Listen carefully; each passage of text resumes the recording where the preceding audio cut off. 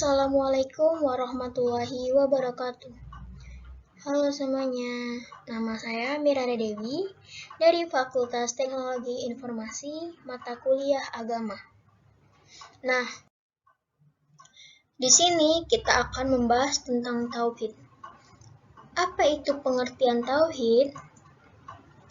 Tauhid ialah meyakinkan Allah adalah satu, tidak ada syarikat baginya, sebagaimana firman Allah dalam surah Al-Ikhlas yang berbunyi, Bismillahirrahmanirrahim, Qul huwallahu ahad, yang artinya, katakanlah dialah Allah yang Maha Esa. Kata tauhid berasal dari bahasa Arab, tauhid yang berarti mengesahkan. Tauhid adalah meyakini bahwa Allah Subhanahu wa Ta'ala Maha Esa dan tidak ada sekutu baginya.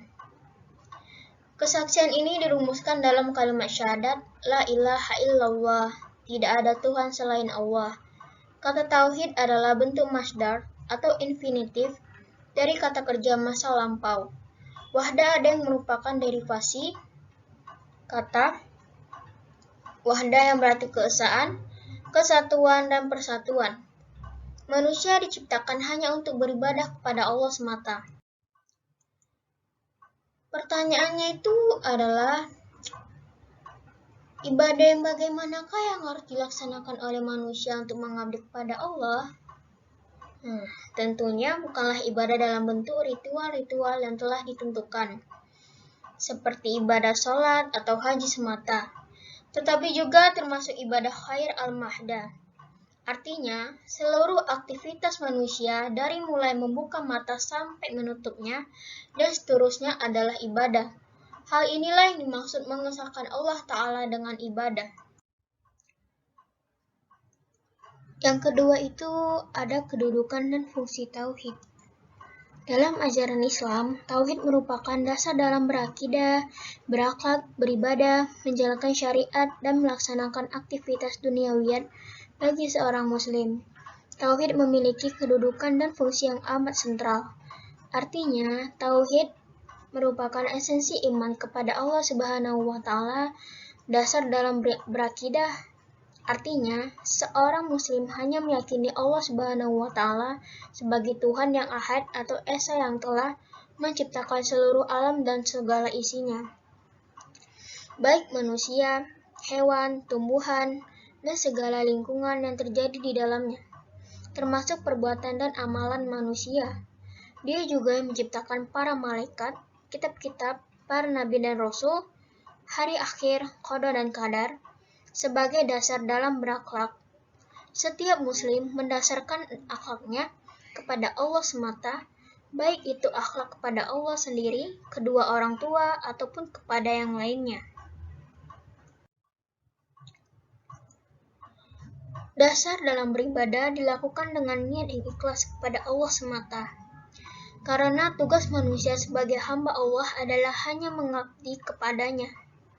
Sebagaimana firman Allah dalam surah Al-Zariyat ayat 56 yang berbunyi, Dan aku tidak menciptakan jin dan manusia, melainkan supaya mereka mengabdi kepadaku. Manusia diciptakan hanya untuk mengabdi kepada Allah Subhanahu wa Ta'ala, dan seluruh aktivitas kehidupan manusia dalam rangka beribadah kepadanya semata, baik dalam bentuk ibadah khusus maupun ibadah umum. Kedudukan dan fungsi tauhid bagi muslim adalah menjadi pilar utama untuk menyangga dan menjaga kesucian dan kemurnian aktivitas berakidah, berakhlak, beribadah, menjalankan syariat, dan melaksanakan aktivitas duniawiyatnya agar tidak terkontaminasi dengan keyakinan dan kepercayaan lain di luar Islam. Yang ketiga ada konsekuensi kalimat syahadat. Kalimat syahadat terdiri dari kalimat tauhid, ilaha illallah adalah ucapan kesaksian, la ilaha illallah, tiada Tuhan selain Allah, dan kalimat syahadah ila ar-rasul, yakni Muhammadu ar-Rasulullah. Orang yang telah bersaksi dengan kalimat tauhid seakan-akan mengatakan tidak ada tempat mencari ketenangan, tidak ada tempat meminta pertolongan tidak ada yang dicintai, tidak ada yang disembah, tidak ada pemilik, tidak ada yang ditaati, tidak ada yang diagungkan, tidak ada yang jadikan tempat berpegang, dan tidak ada yang menguasai kecuali Allah.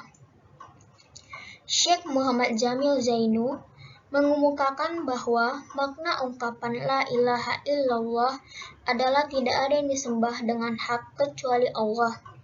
Konsekuensi dimaksud pada hakikatnya untuk memperkokoh iman agar seorang muslim benar-benar bertauhid tanpa bercampur dengan unsur apapun. Untuk melaksanakan konsekuensi kalimat tauhid tersebut, seorang muslim akan melaksanakan segala persyaratan syahadat. Nah, persyaratan syahadat dimaksud sebagai upaya menghidupkan tauhid yang benar dalam jiwanya memiliki dampak positif terhadap lingkungan hidupnya secara umum. Persyaratan yang dimaksud tersebut adalah yang pertama al-ilm, yang menafikan al-jahl, kebodohan. Yang kedua al-yakin, yang menafikan al-syak atau keraguan. Yang ketiga al-qabul, menerima, yang menafikan ar-rad, penolakan. Yang keempat al-inqiyad, patuh, yang menafikan al-tark, meninggalkan. Yang kelima al-ikhlas, bersih suci, yang menafikan al-syirk dalam amal. Yang keenam asyidik, jujur, yang menafikan al-kits, dusta. Yang ketujuh al-mabbah, kecintaan, yang menafikan al-baqdah, kebencian. Konsekuensi kalimat la ilaha illallah, seorang muslim akan meninggalkan ibadah kepada selain Allah. Sebagai konsekuensi kalimat la ilaha, dan menegakkan ibadah hanya kepada Allah tanpa syirik sedikitpun sebagai konsekuensi kalimat illallah.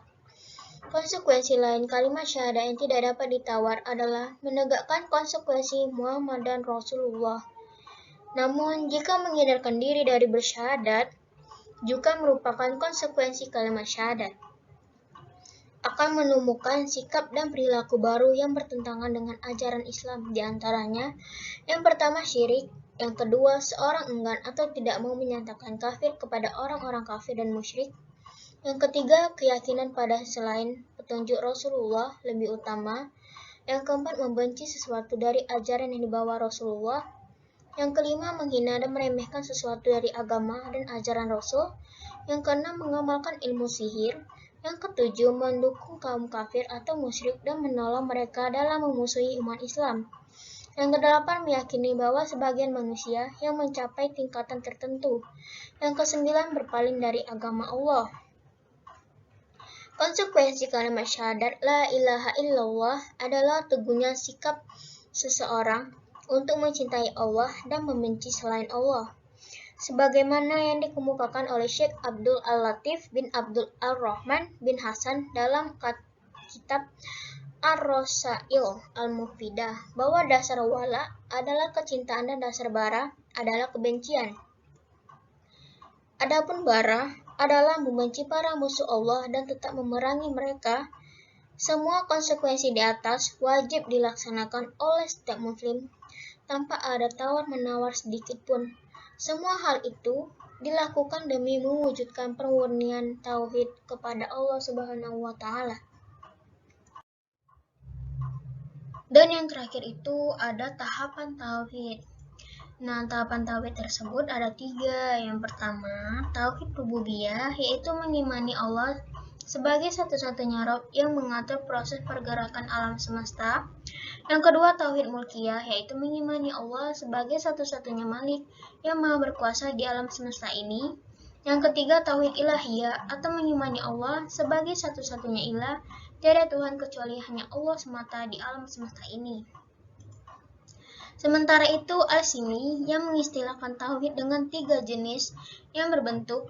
Yang pertama, tauhid al-rububiyah adalah mengesahkan Allah dengan perbuatan-perbuatannya seperti menciptakan, memberi rezeki, menghidupkan, mematikan, memiliki, dan mengatur. Yang kedua, tauhid al-uluhiyah al-ibadah adalah mengesahkan Allah dengan perbuatan-perbuatan hamba-hamba yang diciptakannya semata-mata untuk beribadah kepadanya seperti sholat, puasa, dan berkurban. Dan yang terakhir, tauhid al-asma wa al-sifat adalah iman atau percaya dengan nama-nama Allah yang baik dan sifat-sifatnya yang maha tinggi yang terdapat dalam Al-Quran dan Al-Sunnah.